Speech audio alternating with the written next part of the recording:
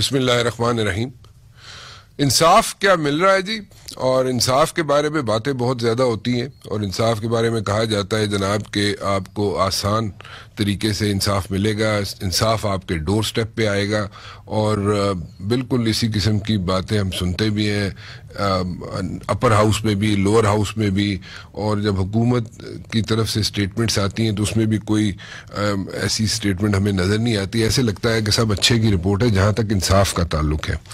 लेकिन इंसाफ आज भी मुश्किल है, कोई इतना आसान नहीं है इंसाफ लेना और इंसाफ हासिल करना एक प्रॉब्लम अभी भी है। और इसको कहा जाए कि जनाब इसमें टाइम लगेगा और थोड़ा टाइम लग के और फिर सारी चीज़ें ठीक होंगी, तो ये बहुत अरसा हो गया, 2.5-3 साल हो गए हम सुनते हुए हमें, लेकिन अभी तक क्यों सारी चीज़ें ठीक नहीं हुई।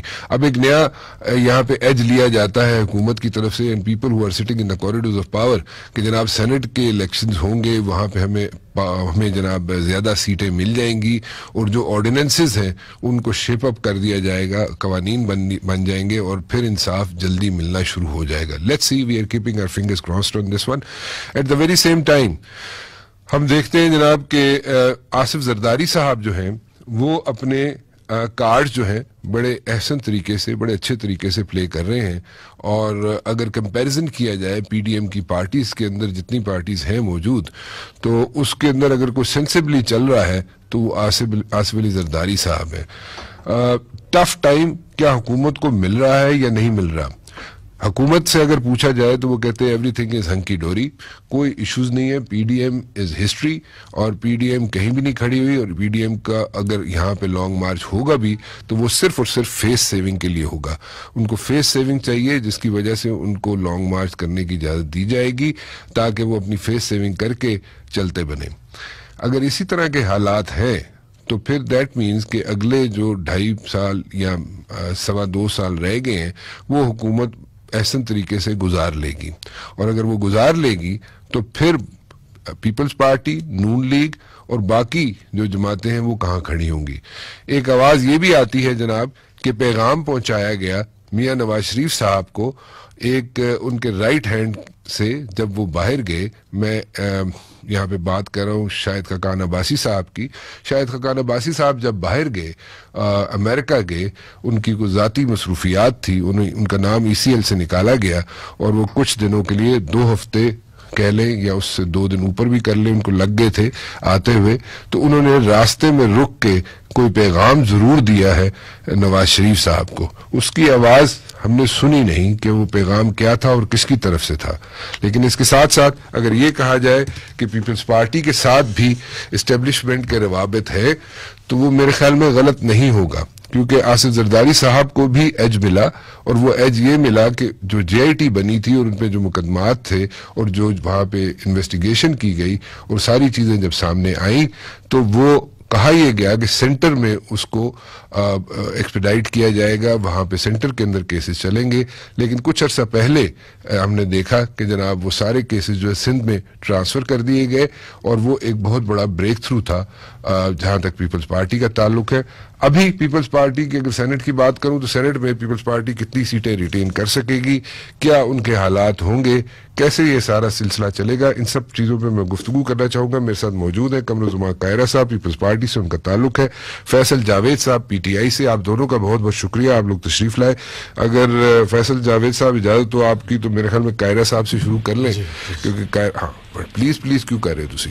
मैं कॉफ़ी आपने इतनी मोहब्बत से कॉफ़ी मंगवाई है। नहीं आप कॉफियां पीते रहे जनाब, आप कॉफियां पीते रहे। इसमें ये है वो बगैर शुगर के, बगैर शुगर के। इसके अंदर शुगर इसलिए नहीं डाली कि इसके अंदर खुलूस था और ये अवाम का भी खुलूस है और मीडिया का भी वही खुलूस है जो मेरे ख्याल में इलेक्शन से पहले था जी। आज का भी वही खुलूस है, आजकल है, आज का अच्छा चले आज टीवी का अच्छा आज टीवी का चले। कायरा साहब ठीक हो तुसी? खैरियत नालो सेनेट च आ रहे हो तुसी? राणा साहब नहीं है, पार्टी का फैसला है, जो पार्टी फैसला करेगी बिस्मिल्लाह। अच्छा एक जो बातें हो रही हैं कि जनाब एस्टेब्लिशमेंट के रवाबित हैं, इसमें एस्टेब्लिशमेंट तो कहती है जनाब कि हमें सियासत से परे रखा जाए, लेकिन कहाँ पे राब्ते हो रहे हैं आपके इस्टेब्लिशमेंट से? मुराद मैं कोई मिलिट्री इस्टेब्लिशमेंट की इस वक्त बात नहीं कर रहा, मैं हुकूमत के हलकों की बात कर रहा हूँ। People who are sitting in the corridors of power, वो लोग आपके साथ राब्ते में है या नहीं है? जी राना साहब, एक राब्ता वो होता है जो पार्लियामान के अंदर या नेशनल असेंबली के अंदर अपोजिशन हुकूमत का राब्ता होता है, वो तो उस हद तक तो शायद होगा, लेकिन अदरवाइज कोई राब्ता मेरे इल्म में नहीं है। वो जो पार्लियामेंट्री राब्ते होते हैं उस हद तक बिल्कुल राब्ते होंगे, लेकिन किस लेवल पे है और क्या उन राब्तों से क्या निकल रहा है ये मेरे इल्म में नहीं, क्योंकि मैं तो पार्लियामान का हिस्सा नहीं हूँ, पार्लियामेंट्री कमेटी में नहीं हूँ, तो लिहाजा इसके बारे में कोई हतमी तौर पे नहीं कह सकता। अच्छा, कुछ हतमी तौर पे आप नहीं कह सकते। अच्छा, कहाँ पे आज खड़े कहाँ हैं आप लोग? आप लोग सारे, मतलब ये बड़ी एक टिपिकल सी सेंटेंस बन गया है कि जनाब पीडीएम वाले सारे एक ही पेज पे हैं, but then again it's practically not possible. लेकिन जहाँ तक लॉन्ग मार्च का ताल्लुक है, तो क्या ये दुरुस्त है कि आप लोगों को फेस सेविंग चाहिए इसलिए आप लॉन्ग मार्च कर रहे हैं? देखिए ना, ये तो हुकूमत का वर्जन है, हमारा वर्जन तो ये नहीं है कि हमें फेस सेविंग चाहिए जी। हम तो संजीदगी के साथ अपने उस एजेंडा को, जो 20 सितंबर को एपीसी में जब पीडीएम तश्कील दी गई तो उसमें जो चार्टर साइन हुआ उस चार्टर को लेके चल रहे हैं। और जब ये कहा जाता है कि हम सारे एक पेज पे हैं, तो इसका मतलब ये है कि उस चार्टर के ऊपर सारे, जिसके ऊपर हम सिग्नेटरीज हैं, उसके ऊपर सारे एक पेज है। वरना मजहबी जमातों का अपना नुक्ता नजर है, मुस्लिम लीग का अपना मैनिफेस्टो है, हमारा अपना मैनिफेस्टो है। तो एक अलायंस की सूरत वो कॉमनैलिटीज है जो उन 26 पॉइंट्स की सूरत में लिखी गई थी, उसके ऊपर हम एक पेज पे हैं और बिल्कुल अपनी जगह मौजूद है। कल भी हम इंशाल्लाह डस्का में जलसा कर रहे हैं, सियालकोट में, और उसके बाद 23 को सरगोदा में है, देन ऑनवर्ड इट इज, और फिर 26 की तैयारियां कर रहे हैं, क्योंकि 26 को लॉन्ग मार्च होगा। और गवर्नमेंट का यकीनन गवर्नमेंट यही कहेगी कि नहीं कुछ नहीं होगा, इनके पास लोग नहीं निकलेंगे। 26 को आप देखिएगा पूरे मुल्क से काफिले आएंगे इंशाल्लाह 26 मार्च को। कितनी देर तक आप यहाँ पे रहेंगे इस्लामाबाद में? अभी राना साहब वो है तो मतलब कई दिनों पे, एक दिन का जलसा नहीं है, कई दिनों का है, लेकिन उसके क्या मराहिल होंगे, ये कमेटी जो फॉर्म की गई है उसकी मीटिंग होगी इन दिनों में, तो वो फैसला करेंगे कि पहला पड़ाव, दूसरा पड़ाव, तीसरा पड़ाव, कैसे इसको किस तरह आगे लेके चलना है। लेकिन ये काफी दिनों के लिए होगा। कोई अंडरस्टैंडिंग है हुकूमत के साथ कि जनाब ये जलसा जो है, चाहे 2 स्टेजेस में हो, चाहे 3 स्टेजेस में हो, या जैसे भी हो, लेकिन ये यहाँ पे ऐसे नहीं बैठा जाएगा जैसे कि इमरान खान साहब 126 दिन बैठे रहे? ठीक है राना साहब, बात यह है कि गवर्नमेंट के साथ जो एहतजाज होता है, जब अगर उसमें हम एक तो अश्योर कर सकते हैं ना कि उसमें वायलेंस नहीं होगा, हम किसी इदारे पे हमला नहीं करेंगे, ना हमने किया कभी, ना हम इस तरह जाके जलाओ घेराव करने के कायल हैं, जैसी जदोजहद के कायल हैं उसी हद तक रहेंगे। फैसल साहब, ये पूछना चाह रहा हूँ कि आपके साथ कोई राब्ता इस किस्म का है कि कोई इस किस्म की अंडरस्टैंडिंग है कि ये जनाब जो भी लॉन्ग मार्च होगा ये उस तरह का नहीं होगा जैसे इमरान खान साहब ने किया था 126 दिन का? वो तो ये कर भी नहीं सकते ना। अच्छा, नहीं कर सकते, नहीं कर सकते। 126 दिन छोड़ दें, 26 दिन भी नहीं बैठ सकते। अच्छा, और आप उनको पंप कर रहे हैं, प्रोवोक कर रहे हैं, क्या कर रहे हैं? मैं तो चाहता हूँ कि रिकॉर्ड टूटे। अच्छा, बिल्कुल यकीन करें। अच्छा, आई मिस दैट। अच्छा और जरूर आए, शौक से आए। वो ये भी कह रहे हैं कि इस बार हम लेके आएंगे बंदे, तो आपको समझ आ जाएगी, लग पता जाएगा। देखिए, ये चीज पहले भी हो चुकी है 2019 में, ठीक है ना। इन सब ने मिलके एक धरना देने की कोशिश की थी, फिर ये लोग आए और देखा कि मौलाना जो है सल्फियाँ ली और ये लोग चले गए। तो सारी फुटेज है आपके चैनल्स पे, ये डेजा वो है, ये रिपीट ब्रॉडकास्ट है। तो मोस्ट वेलकम, कंटेनर हम देने को तैयार हैं। खाना मेहमान हमारे होंगे जरूर, लेकिन कंटेनर की ऑफर तो अभी मैं दे रहा हूँ, खाना मैं चेक करके बताता हूँ, लेकिन कंटेनर जो है वो हम देने को तैयार। खाने पे तो आपने पाबंदी लगाई हुई, चाहे खाना पाबंदी, ऑस्टेरिटी। हाँ, लेकिन इनको देंगे आप कि नहीं देंगे? पता करेंगे आप? मैं ये पता करूंगा। किससे पता करेंगे? जाहिर है मैं अपनी पार्टी से पता करूंगा। पार्टी से या लीडरशिप से? पार्टी की लीडरशिप से। पार्टी की लीडरशिप यानी कि खान साहब से पता करेंगे जी कि खाना देना है कि नहीं देना? जी। अच्छा, चलो। लेकिन ये कंटेनर वाला जो है वो तो उनसे अप्रूवल है, वो कहते हैं कंटेनर दे दें, कंटेनर दे दें, कंटेनर बेशक जितना अरसा मर्जी रहे यहाँ पे, लेकिन आप चाहते हैं कि बेशक 26 दिन भी नहीं रह सकती। ये this is what you saying. इनसे बिल्कुल ये तो है, ये तो बात है 26 दिन से। लेकिन एक चीज मैं बताऊँ, आपने राब्तों की बात की, हमने जब भी इनसे राब्ता करने की कोशिश की, मिसाल के तौर पे अवामी मुफाद की लेजिस्लेशन के ऊपर, कानून साजी के ऊपर, लेकिन आपने ट्रस्ट डेफिसिट है ना आपसे, वो बताता हूँ क्यों है। नहीं आपने वो, आप कहते हैं जनाब कि इन्होंने वो दे दिया। नहीं हुआ क्या, लेकिन उसमें साइन तो किसी का नहीं है ना। नहीं आप एनआरओ की बात करें। नहीं, ये प्रपोज्ड अमेंडमेंट्स 38 में से 34 शिकें चेंज कर दें, कहते हैं 99 से पहले के केसेस माफ कर दें। ये पुरानी बात नहीं पुरानी बात नहीं है। अभी हमने लाई है सेनेट के अंदर, सेनेट की जो कॉन्स्टिट्यूशनल अमेंडमेंट हम लेके आए ओपन बैलेट के लिए, उस पे भी इन्होंने ब्लैकमेल करने की कोशिश की, उस पर भी। लेकिन कायरा साहब ये चीज तो नून लीग की हुकूमत में डार साहब की अगर कॉन्फ्रेंस देखें, एक मीडिया टॉक देखें, तो उसमें खुद उन्होंने सजेस्ट भी किया था। फिर इस वक्त why this argument has risen up, क्यों ये एकदम फिर खड़ा हो गया कि नहीं होना चाहिए? इसलिए कि ये खान साहब ने कहा है। राणा साहब, एक तो आप ना ये आज जरा गवाही डाल दीजिए, हाँ जी, आज के प्रोग्राम में इस बात को इसरार कर लीजिए, और फैसल से आपने ये बात आज लिखवानी है कि इस मामले पे यू टर्न नहीं लेंगे। ठीक है जी, है जी, ठीक है जी, ताकि बाकी चीजों की तरह इस पे भी यू टर्न ना हो जाए। बिल्कुल ठीक है। दूसरी गुजारिश है कि 26 दिन का धरना, अच्छा चले ठीक है, आप 126 लोगों के साथ भी धरने में बैठे रहे और मीडिया आपको दिखाता रहा, खाली कुर्सियां नहीं दिखाते थे, खान साहब की चहलकदमी और तस्वीरें दिखाते थे। वो आपके पास भी फुटेज है, आप तो फैसल उस सारे में खुद शामिल थे, हम भी देखते रहे। लेकिन आप मुझे बता दीजिए कि हमारा मुतालबा यह है कि वज़ीर आज़म मुस्ताफी होकर इस मुल्क में हकीकी मानों में एक इंतखाब कराया जाए, उसके लिए कितने लोग हों और कितने दिन बैठे, आप अपनी तसल्ली, अपनी कैलकुलेशन के मुताबिक बताएं। उतने लोग उतने दिन इस्लामाबाद के किस मकाम पे आके बैठे तो आपकी तसल्ली हो जाएगी। और फिर खान साहब जिस तरह उन्होंने कहा था कि अगर मेरे साथ सामने कोई 10,000 बंदा भी आके कह दे तो मैं तो फौरन मुस्ताफी हो जाऊं, तो फिर कितने, मतलब 50,000, 1,00,000, कितने लोग, ताकि हम उसके मुताबिक आपको उसका रिप्लाई दे सके, ज्यादा बेहतर होगा। दूसरी गुजारिश है, ये वैसे बहुत बड़ी बात कर दी आपने कहा जनाब, पूछ रहा हूँ ना, चले बाजी को छोड़ दे, आप मुझे एक फिगर दे दे कितने लोग आ जाएं, तो हम समझेंगे कि हाँ लोगों में एतमाद, तो आप उतने लोग यहाँ पे जमा कर लेंगे। करा दें। तीसरी गुजारिश ये है राना साहब के हमने 134 में से 30 शिकों की अमेंडमेंट डालने की बात की, वो कुछ 6 या 7 रेलेवेंट अमेंडमेंट्स थी, एक फिगर है 34 में से 30। गुजारिश है कि नैब ऑर्डिनेंस के अंदर तरमीम होनी चाहिए, उसमें बेहतरी लानी चाहिए। इसके ऊपर बिल्कुल हुकूमत की अपनी राय भी थी, शाह महमूद कुरैशी साहब on floor of the house कह चुके हैं, इनके बाकी दोस्त कह चुके हैं, और नैब के कानून को दुरुस्त करने की जरूरत है, खत्म करने की तो किसी ने बात की नहीं। जहां तक ताल्लुक उसके ऊपर डिटेल का है, आप अगर कोई प्रोग्राम रखे तो बिल्कुल मैं भी उसका ऊपर अपनी जो हमारी अमेंडमेंट थी वो भी ले आऊंगा, फैसल साहब भी ले आए, ताकि उसके ऊपर बैठ के डिटेल डिबेट हो जाए कि हम क्या मांगते थे। हर चीज का एक कट ऑफ टाइम होता है ना, लिमिटेशन अदालतें भी होती है, कानून के अंदर लिमिटेशन होती है, कोई ये नई बात नहीं थी। कौन सा कानून है जिसके अंदर लिमिटेशन नहीं है?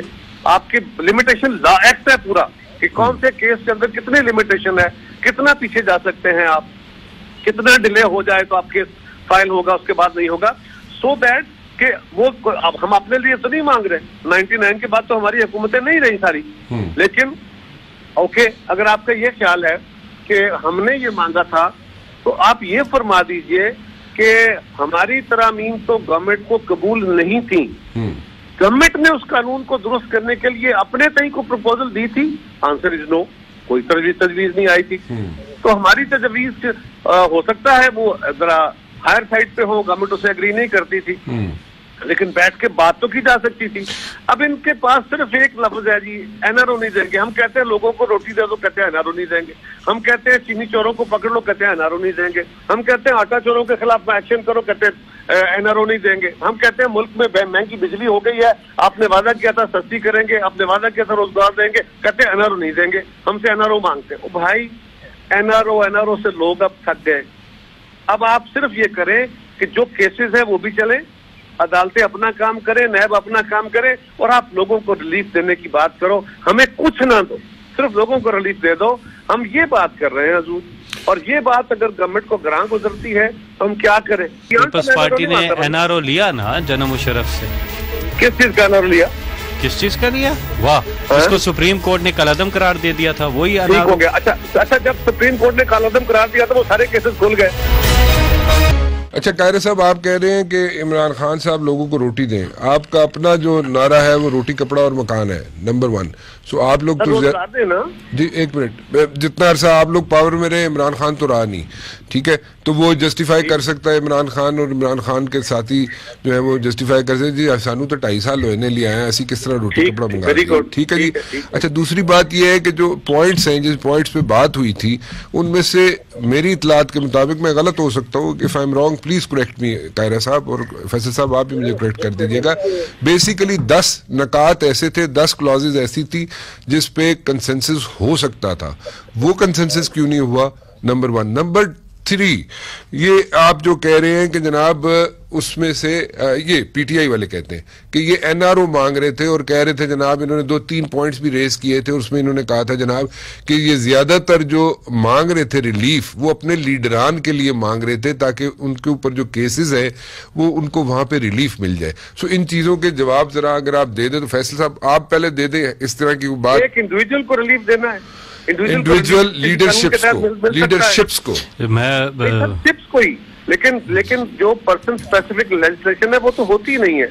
सवाल ये है, मैंने कहा ना, अभी आप दोनों, मैं तो कम से कम, मैं आप उनका नहीं, फैसल साहब का नहीं कह सकता, लेकिन मैं अगर टमक तो ही मारूंगा अगर मेरे पास वो ड्राफ्ट पड़ा होगा और मैं उसके फैसल साहब लेके हर प्रोग्राम में बैठे होते हैं। सर उनका हक है जी, पर मैं ये कह रहा हूँ कि मैं उसके ऊपर अगर पैरा वाइज बात करना चाहूंगा तो मुझे खुशी होगी कि आपके किसी प्रोग्राम में अगर हम बात करें तो ये बात क्लियर हो। एक आध अगर आपकी इजाजत हो तो एक आध फैसल साहब को बोले, एक आध पॉइंट रेज, 1-2 पॉइंट रेज कर लें। जी जी बिल्कुल। पहली चीज तो ये है कि उधर हमने बड़ी तवील इनके साथ नशिस्त की है। ये 34 की 34 अमेंडमेंट्स, प्रपोज्ड अमेंडमेंट्स हैं बाय पीएमएलएन एंड पीपल्स पार्टी, ये लेकर के आए हैं, और यकीनी तौर पे नैब के कवानीन में अगर तब्दीली करनी है तो फिर ऐसी होनी चाहिए जो पब्लिक इंटरेस्ट की हो, पर्सन स्पेसिफिक ना हो। अब हमारे साथ उन्होंने बैठक की, अगर ये अपनी मर्जी की, आज भी हम कहते हैं अगर आप अपनी मर्जी की इन चीजों से पीछे हट जाएं और आए और हम मिल बैठ के चीजों को देखते हैं, हम तैयार हैं। लेकिन ये क्या कहते हैं नंबर 1 शिक नंबर 1, तरमीम नंबर 1, 99 से जो पहले के केसेस है ना मिट्टी पाओ। एक मिनट, ये ऐसी बात हुई थी कायरा साहब? पॉइंट टू पॉइंट चलते हैं जरा। मैंने अर्ज किया ना राणा साहब के 99 से बियॉन्ड 20 साल पुरानी बात है ना, तो 20 साल बैक के केसेस ले आए, उसमें हमारे 5 साल भी हैं, मुस्लिम लीग के 5 साल भी हैं, क्यू के 5 साल भी हैं, इनके 2.5 साल भी है। उससे बियॉन्ड कौन सा दौर था? उससे बियॉन्ड तो मियां नवाज शरीफ का और हमारा दौर तो बहुत ही पीछे था। तो सवाल ये है कि अगर आप 1947 से केसेस लेके चलेंगे, और यही काम इनका है, यही तरीका कार रहा है। शुगर कमीशन के ऊपर शुगर की कीमतें बढ़ी, एक कमेटी बनी, जब कमेटी ने रिपोर्ट दी, अपने लोगों के नाम आ गए, तो कहा अच्छा जी 1970 से लेके 80 से लेके सब तक इंतजाम करते हैं। वो भाई जरूर करो, उसके लिए सेपरेट लॉ मौजूद है, करो, लेकिन जिस काम के लिए कमेटी बनी थी उसको तो चलने दो। तो जितने भी कानून बनते हैं या आज तक बने हैं या दुनिया में बने हैं, उसकी एक कट ऑफ डेट होती है, ताकि आप एक ओपन एंडेड नहीं रख के बैठ जाएं, ताकि मुल्क को भी चलाना ना उसमें। अगर आप समझते हैं कि ओके एनआरओ तो भाई देखो तो नहीं हुआ ना, पीपल्स पार्टी ने एनआरओ लिया ना जनरल मुशर्रफ से। किस चीज का एनआरओ लिया? किस चीज का लिया? वाह, इसको सुप्रीम कोर्ट ने कलअदम करार दे दिया था, वही ठीक हो गया। अच्छा, जब सुप्रीम कोर्ट ने कलअदम करार दिया था वो सारे केसेस खुल गए, वो केसेस अदालतों में हमारे हक में डिसाइड हुए। जी, तो इसी वास्ते आप दूसरा एनआरओ लेना चाहते हैं कि खुले केसेस बंद हो? आपसे ये है, नहीं देखिए ना फैसल, देखो एतराज जरूर करो, लेकिन एक बात तो लॉजिकल है ना, एनआरओ हमने नहीं मांगा था, वापस आने का रास्ता खुला था। यकीनन अगर हम ना वापस आए होते, बीबी वापस आती, तो काफी यहाँ बैठ होते, परवेज मुशर्रफ मुख्य लहरा के इस मुल्क में कतलेआम करा रहा होता। छोड़े इस बात को, मैं तो ये कह रहा हूँ कि हमने अगर वापस आके एनआरओ खत्म हो गया तो जो सारे केसेस थे वो हमारे हक में और मेरिट डिसाइड हुए, अदालतों ने किए। आला अदालतों ने किए। तो फिर आप क्यों मांग रहे हैं? एक मिनट, आप क्यों कह रहे हैं 99 से पहले के केसेस हम तो यही कह रहे हैं, हम कुछ नहीं मांग रहे। तो आपने भी कहा ना 99 से पहले के केसेस जो है वो वाकई नहीं होने चाहिए। मैंने कट ऑफ डेट आपने रखनी है 99 से पीछे। मेरी गवर्नमेंट यार कितनी थी? मेरी गवर्नमेंट तो बीबी शेख के दौर में थी, उसके तो केसेस जो थे बने हुए। क्या उसकी तहकीकात करना चाहते हैं आप? चले कर लीजिए, ले जाइए बैठ पे। तो फिर ये शेख से आप इस शेख से पीछे हट जाए ना, अभी इस प्रोग्राम में पीछे हट जाए। ओके, मैं कहता हूँ जी, मैं अपनी पार्टी को कन्विंस करूंगा, हट जाते हैं। सवाल ये है अच्छा हो कि गया, आप इतना लंबा एक अरसा खींचना चाहते हैं जो प्रैक्टिकली कभी मुमकिन नहीं हुआ। दुनिया के हर कानून की एक लिमिटेशन है, आप कोई अनोखा कानून तो नहीं बना रहे। मांगे मैंने जो कायरा साहब राणा साहब देखिए ना, हमारे 5 साल की फेडरल गवर्नमेंट, हमारी 10 साल की सिंध गवर्नमेंट, बल्कि आपकी भी सिंध गवर्नमेंट जो है, इस सारे का अरसा तो शामिल है उसमें। हम उसमें से कोई चीज नहीं मांग रहे। बीबी के दौर का एहतसाब तो परवेज मुशर्रफ ने भी किया, मियां नवाज शरीफ के दौर में भी हुआ, आज भी करने को तैयार है। हम कह रहे हैं किसी डेट से आगे चलो तो सही। तो आप कट ऑफ डेट की बात कर रहे हैं, कट ऑफ डेट होनी चाहिए। This is what you are saying, right? मैं कह रहा हूँ जी, आपके पास अदरवाइज कानून है ना, आपके पास कानून है मौजूद FIA का, आप उसके लिए जाइए, रूट निकालिए। अच्छा, क्या मैं जो समझना चाह रहा हूँ, आपने कहा जी एक कट ऑफ डेट होनी चाहिए थी, कानून इसलिए बनना चाहिए था। फैसल साहब कह रहे हैं जनाब कि कट ऑफ डेट से अगर आप पीछे हट जाएं तो एक कम से कम शिक जो है उस पे यहाँ पे कंसेंसस हो सकती है। आप कह रहे हैं मैं अपनी पार्टी को प्रैक्टिकली देखना होगा कि क्या पाकिस्तान के दीगर कवानीन में कोई लिमिटेशन होती है कि नहीं, लिमिटेशन एक्ट मौजूद है कि नहीं, वो किस लिए है। ये देखिए, आपको बता रहा हूँ, क्या मैं कह रहा हूँ कि मेरी 2008 से 2013 की गवर्नमेंट निकाल दे? क्या मैं कह रहा हूँ कि मुस्लिम लीग का दौर निकाल दे? क्या मैं कह रहा हूँ कि प्रोविंशियल गवर्नमेंट निकाल दे? मैं तो कह रहा हूँ भाई 1999 से लेके ऑनवर्ड जो 22 सालों के केसेस है पिछले, इनको तो डिसाइड कर लो। पिछला जो हिसाब है वो होता रहेगा, इनका तो हिसाब कर दो। उसके हिसाब तो मियां नवाज शरीफ के खिलाफ, हमारे खिलाफ मियां साहब ने बनाया, और मियां साहब के खिलाफ परवेज मुशर्रफ ने हिसाब कर लिया। बीच में आ जाओ। दोनों चीजें इन्होंने, पहली चीज तो इन्होंने ये मान ली कि वाकई में जो कट ऑफ डेट है वो होनी चाहिए, यही मैंने कहा था कि इन्होंने ये कहा है। दूसरी चीज इन्होंने ये मानी कि हाँ जनरल मुशर्रफ के साथ NRO हुई थी और वो बाद में कलम हो गई। मैंने नहीं कहा, आपने कहा वापसी आए हैं, आपने कहा वापसी आए हैं, वरना वापसी ना आते। सर मेरी गुजारिश सुनिए, मैंने ये कहा कि हमारा सबसे ज्यादा प्रेशर ये था कि वापस आके मैं इलेक्शन में हिस्सा लेने दो। ठीक, हाँ जी ठीक है, आगे चलते हैं फिर। अच्छा चलें, तो इस पे आप उनको बात करें ना, उनसे कहें कि ठीक है जी, इसको 99 से पीछे कोई मसला नहीं है। कायरा साहब, राणा साहब मेरी गुजारिश है, मैंने आपसे कहा ना कि इसके ऊपर आप पूरा प्रोग्राम रखें, मैं भी लेके आऊंगा, मैं अपना इनपुट भी लेके आऊंगा, मैं ड्राफ्ट भी लेके आऊंगा। एक पॉइंट पे क्या फैसला हुआ? अभी इस पहले पॉइंट पे क्या फैसला हुआ? मेरी गुजारिश, जितना सती एतराज ये है, इतने ही सती एतराज बाकी होंगे, मैं आपको प्रूव करूंगा कि आपने 2.5 साल से अकाउंटेबिलिटी का प्रोसेस शुरू किए हुए, 2.5 साल में मियां नवाज शरीफ साहब के अलावा कितने लोगों की कन्विक्शंस हुई? हमारा काम नहीं है जी। किसका काम है? इदारों का। आपने 2.5 साल से अकाउंटेबिलिटी का प्रोसेस शुरू किए हुए, ठीक है जी। 2.5 साल में मियां नवाज शरीफ साहब के अलावा कितने लोगों की कन्विक्शंस हुई? हमारा काम नहीं है जी। किसका काम है? इदारों का। आप कोई मुदाखलत ही नहीं करते इदारों में। ये आज़ाद अदारे हैं, नैब एक आज़ाद अदारा है, अपना काम कर रहे हैं, उनका काम है ये करना। हमारा क्या काम है? हम कौन होते हैं इनको कन्वेक्ट करने वाले या नहीं करने वाले? केसेस फिर अगर हल्के बनेंगे तो फिर केसेस सारे इनके दौर के हैं जी, एक दूसरे पे इन्होंने केसेस बनाए थे और वही चल रहे हैं। इमरान खान साहब ने तो कोई केस नहीं बना कि अंजाम को पहुंचे सारे cases.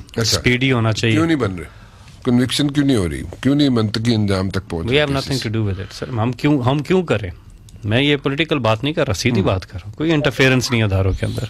I am no one to answer you this question on behalf of all those institutions जिन्होंने ये काम जो कर रहे हैं। लो जी कायरा साहब, आपकी नजर में इसके अलावा कोई कन्विक्शन हुई? जरा एक मिनट रुकिए। एक तरफ मेरा भाई कह रहा है कि we have nothing to do with this, ये इदारों का काम है। दूसरी तरफ वज़ीर आज़म साहब रोज कहते हैं मैं छोड़ूगा नहीं, मैं सबको पकड़ के अंदर कर दूंगा, मैं इसके पेट फाड़ के पैसे। हाँ वो कहते हैं NRO नहीं दूंगा, वो डील हो जाती है। अरे मेरे भाई सुनो तो सही ना। मैं आप ही को तो सुन रहे हैं, मैं और ये तो सुन रहे हैं आपको बस। तो आपने सुनना है ना भाई, हुकूमत का काम थोड़ा करना होता है। वेलकम। आपने एतराज उठाने हैं, मैंने डिफेंड करना है ना। एतराज छोटा होता है, दिफा लंबा होता है। वो थोड़ी देर पहले बैकग्राउंड में परिंदों की आवाजें आ रही थी, वो भी साथ आई ना। अभी आ रही। चलो ठीक है। अब आप जरा आपको सुनाई नहीं देंगे। Pleasure listening to you because you have this great background SFX. देखिए गुजारिश ये है, मैं सिंपल ये गुजारिश कर रहा हूँ कि आप फरमा रहे हैं कि हमारा कोई ताल्लुक नहीं है। रोज वजीर आजम कहते हैं क्या करूं, हमारी प्रोसिक्यूशन ब्रांच बड़ी कमजोर है, कानून में बड़े सुकम है। आपने प्रोसिक्यूशन को एम्पावर करने के लिए कोई एक्ट किया, कोई तहर्रुक किया? अगर केसेस कमजोर बनाए गए थे, उन केसेस को शहजाद अकबर साहब तो रोज बैठ के कहते हैं मेरे पास सबूत है, ये कागज लहराते हैं। और फैसल आप तो उस प्रोग्रामों में खड़े होते थे ना, आप तो पूरा मॉडरेट करते थे प्रोग्राम्स को, जिसमें खान साहब बाकायदा लेक्चर देते थे कि ये डॉक्यूमेंट्स है, ये पैसे हैं, ये फलां मुल्कों में पड़े हैं, मैं ले आऊंगा, मेरे पास सबूत है। आज अदालतें आपसे सबूत मांग रही है ना, 2.5 साल से सबूत नहीं मिल रहे। ये बोले जी फैसल साहब, ये जो कह रहे हैं ना, क्या कायरा साहब के पेपर लहराते थे इमरान खान साहब। इमरान खान साहब ने इनकी प्रॉपर्टीज की निशानदेही जब की तो कोई भी नहीं मानता था। और ये प्रेस कॉन्फ्रेंस, आप भी वहाँ मौजूद थे, ये प्रेस कॉन्फ्रेंस की कुछ साल पहले, और कोई भी कहते थे जी हमारी लंदन तो क्या पाकिस्तान में भी कोई जायदाद नहीं है, लाएं दिखाएं कौन सी प्रॉपर्टी, ये सारे इंटरव्यूज मौजूद हैं। इनकार करते रहे। फिर वो हो गया पैनामा। जब पैनामा का इंकिशाफ हुआ और अरबों रुपए की बाहर प्रॉपर्टीज निकली, और उसके बाद इन्होंने कहा जी अल्हम्दुलिल्लाह हमारे हैं। हुण दसो जी तुहाडे ते कैसे तुहाडे ने? अच्छा उस वक्त तो कायरा साहब भी आवाज उठा रहे थे। आज अगर ये किसी पीडीएम के ताल्लुक में खामोश हैं तो वो इनकी सियासी मुफाहमत है, अदरवाइज तो इन्होंने भी। और जो सुप्रीम कोर्ट का जब फैसला आया था, कायरा साहब आए थे वहां, वो मैच की ट्रॉफी लेनी जो इन्होंने खेला ही नहीं था, आए थे ना, इसलिए कि इनके एक ट्रेडिशनल ओपोनेंट को शिकस्त हुई थी and they wanted to gain some political mileage out of it. अब डिफरेंट माहौल है, अब पीडीएम में ये इकट्ठे हैं, लेकिन उस वक्त ये सारी चीजें हुई थी। Credit goes to Imran Khan. पहला जो था खिताब इमरान खान साहब का असेंबली के अंदर, अपोजिशन ने शोर शराबा किया, 5 मिनट में कह दिया गवर्नमेंट फेल हो गई है, पहले 5 मिनट में। क्यों? इमरान खान साहब ने कहा था मैं इनको एनआरओ नहीं दूंगा। यानी आदत पड़ी हुई एनआरओ की, दोनों ने लिया हुआ जनाब मुशर्रफ से एनआरओ, दोनों ने। अच्छा जी, बहरहाल अब इन्होंने कहा कौन सी वो चीज, वो कायरा साहब वो चीज है कि अभी रिसेंटली, पीछे फैट पे नहीं जाता, रिसेंटली हम लेकर आए हैं चार्टर ऑफ डेमोक्रेसी, जिस पर साइन किया था मोहतरमा बेनजीर भुट्टो साहिबा ने और नवाज शरीफ ने, कि जी हम सेनेट की जो है ओपन बैलेटिंग करेंगे और आइडेंटिफाइबल वोट होगा। वो आप लोग नहीं कर सके, हमने कहा हम करते हैं, क्योंकि बीबी ने भी कहा और मियां साहब ने भी कहा, तो हमने वो लेकर के आ गए। इन्होंने उसकी धज्जियां उड़ा दी। उसका जो मैंने अभी जिक्र किया ना, उस पे आ जाते ना, उस पे ये राना साहब इसका जवाब देता हूं, कर देते, उसको ओके कर देते। वो आप ही की काम था, हम पूरा कर रहे थे, आपने बात की थी, हम उसको इम्प्लीमेंट करके दिखा रहे थे। वैसे मैंने पहले भी किया कायरा साहब, उसपे इसाक डार की एक मीडिया टॉक है, उसपे इसाक डार खुद कह रहे थे। तरफ रखिए, मैं खुद मानता हूँ ऐसा होना चाहिए, मैं तो उसको इनकार ही नहीं कर रहा। अच्छा, वेरी गुड। सवाल ये है, अपनी पार्टी को भी समझाना। सर मेरी गुजारिश सुनो भाई, मैं अपनी पार्टी की ही बात कर रहा हूँ, मेरी पार्टी मुझसे मुख्तलिफ बात नहीं कर रही। अर्ज ये है कि जहां तक ताल्लुक जायदादों का है, खान साहब ने वो कागजात के जरिए साबित की थी, अदालतें आपसे पूछ रही हैं सबूत दो, हुकूमत आपके पास है, बाहर से सबूत लाने हैं, यहाँ से लाने हैं, अदालतों को दो ना यार। मीडिया में खड़े होकर तो लहरा के प्रेस कॉन्फ्रेंस से करते हो, जहां सबूत देने हैं वहां दो, ताकि कन्विक्ट हो जाए। और सवाल जितने उठ रहे हैं, वो मियां नवाज शरीफ हो, वाजिब जरदारी हो, वो बिलावल भुट्टो हो, वो कमर जमान हो, हर बंदे को जवाब देना होगा, बिल्कुल देना चाहिए। कौन कह रहा है नहीं देंगे जवाब? हम सिर्फ ये कह रहे हैं कि भाईजान आप इस अमल से, हुकूमत इस अमल से साइड पे हटे, अपने इदारों को, अपनी अदालतों को अपना काम करने दे। रही बात आपके इस कानून साजी की, कानून साजी में पब्लिक इंटरेस्ट लिटिगेशन जो लेजिस्लेशन है, आपकी जितनी लेजिस्लेशन आई रिकॉर्ड पे है, जो समझो से और सेनेट से पास हुई, वो हमारी मुशावरत से ही हुई ना। लेकिन इस पे क्यों एतराज हुआ? इसलिए कि सबसे पहले तो आपने आइन को गैर मोतबर ठहराते हुए कहा ये कि जी इसमें आईनी तरमीम की कोई जरूरत नहीं है, we are going for a reference, और वहां से जाके हमें वजाहत मिल जाएगी और हम इस पे कानून बना लेंगे। फिर जब जिस इदारे ने वो कानून चलाना है, इलेक्शन कमीशन, उसमें भी जाके उसने कह दिया कि जी ये बात ओपन बैलेट वाली ठीक नहीं है, अगेंस्ट द लॉ है। हाँ, क्योंकि ये साबित होता है कि इदारे आजाद हैं, उन्होंने हमारे खिलाफ पोजीशन ली है। मैं सिर्फ इतनी मेरे भाई बात कर रहा हूँ कि जब आपको ये समझ, मैं आपको एक्सप्लेन कर देता हूँ। अब आते हैं, बता देता हूँ नहीं, मुझे भी मौका दे देना, मैं आपको बता दूं। आपने सवाल किया हुआ है ना, मुझे उसका जवाब तो दे। वो तो आप कर लेना, अब हो गया वो। मैं आप जरूर नहीं, इस तरह नहीं फैसल, चलिए ठीक है, आगे आप बताइए। मेरा गुजारिश है जी जी, आप वहां से जब आपको पता चला कि सियासी जमातें भी, ज्यूरिस्ट भी, सारे फोरम भी और इलेक्शन कमीशन भी आपके खिलाफ खड़ा हो गया है, तो अब आप आए वापस आके आपने क्या किया? फिर भी आप साफ हाथों से नहीं आए पार्लियामान में, आप अपने शौक से नहीं, फिर आपने कहा अच्छा आईनी तरमीम कर लेते हैं।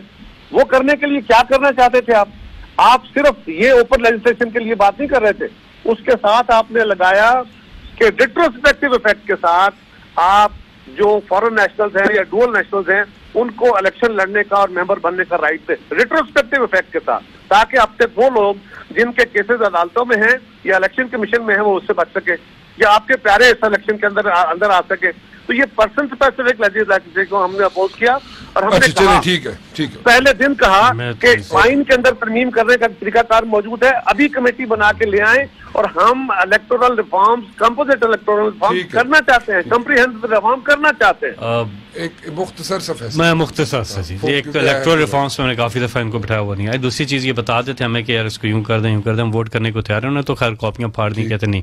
तीसरी चीज ऑर्डिनेंस की ये बात कर रहे हैं, ऑर्डिनेंस का तो मुअज़्ज़ज़ अदालत ने भी कहा कि बड़ा अच्छा हो गया क्योंकि कंडीशनल है।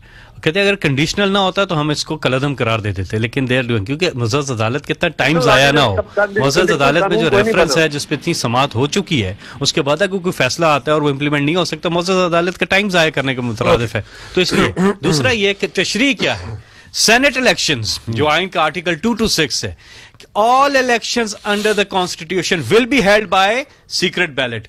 The question is मुअज़्ज़ज़ अदालत के सामने कि whether the Senate election is under the constitution or not. Simple is that. ठीक है, बिल्कुल सही है। उसकी आ जाएगी, अगर नहीं है तो फिर हमारा ऑर्डिनेंस इफेक्टिव होगा और सेनेट ओपन बैलेटिंग से होगी। ओके जी, आप दोनों का बहुत बहुत शुक्रिया जी, आप लोग तशरीफ लाए। जाते जाते सिर्फ एक चीज़ कहना चाहूँगा, यहाँ पे एटलीस्ट इख्तलाफ राय ज़रूर है, लेकिन एक जो वो इम्प्रेशन हमें जो नज़र आता था वो ये नज़र आता था कि शायद आपस में ब्रिज बिल्डिंग का किरदार अदा नहीं हो रहा। वो आज मुझे यहाँ पे ऐसे लगा कि ब्रिज बिल्डिंग होती है, आपस में बातचीत भी होती है और उसका तरीकाकार मुख्तलिफ हो सकता है, लेकिन डेफिनेटली हुकूमत और अपोजिशन वाले मिल के बैठ के जहाँ पे भी कवानीन बनाने होते हैं, यहाँ पे भी उनकी ब्रेन स्टॉर्मिंग की ज़रूरत होती है, वो कर रहे होते हैं। फिलहाल राना मुबश्शिर को इजाज़त दीजिए, कल 8 बजे फिर हाजिर हूँगा। टिल देन अल्लाह हाफिज़।